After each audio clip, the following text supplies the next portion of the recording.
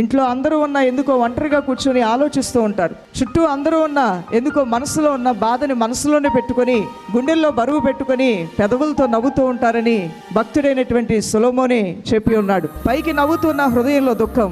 నిజమే, మనిషి జీవితంలో గుండెల్లో బరువు ఉంటుందని, గుండెల్లో వేదన ఉంటుందని, గుండెల్లో బాధ ఉంటుందని, గుండెల్లో దుఃఖం ఉంటుందని దేవాతి దేవుడు ఎరిగి ఉన్నాడు. దైవజనమా, పైకి నవ్వుతున్న హృదయంలో ఎంతో వేదన, బాధకి గురవుతూ ఉంటాం. ఇలాంటి సమయంలోనే దైవ బలం అనేది ఎంతో అవసరం.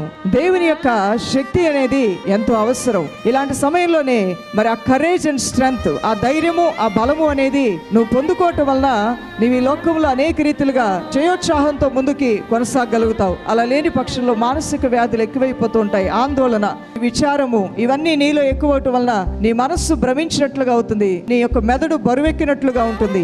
హెవీనెస్ అనేగా నువ్వు ఫీల్ అవుతావు. గుండెల్లో బరువు, తల్లో బరువు, అనుక్షణము నువ్వు ఆలోచించి అనుక్షణము ఒత్తిడికి గురవటం వలన నీ గుండె వేగం కొట్టుకోవటం అధికం ప్రారంభమవుతుంది. ఆరోగ్యం చెడిపోయే అవకాశం ఉంది. మనశ్శాంతి పోగొట్టుకునే అవకాశం ఉంది. నీ చుట్టూ ఉన్నటువంటి మేలులకి నువ్వు దూరంగా వెళ్ళిపోయే అవకాశం ఉంది. నష్టాలు పాలైపోయే అవకాశం ఉంది. కాబట్టి నీ దేవుడు అంటున్నాడు, అటు వాటన్నిటికీ కూడా నువ్వు దూరంగా ఉండు, నా సన్నిధిలో సంపూర్ణ సమాధానం ఉంది అంటున్నాడు దేవాతి దేవుడు.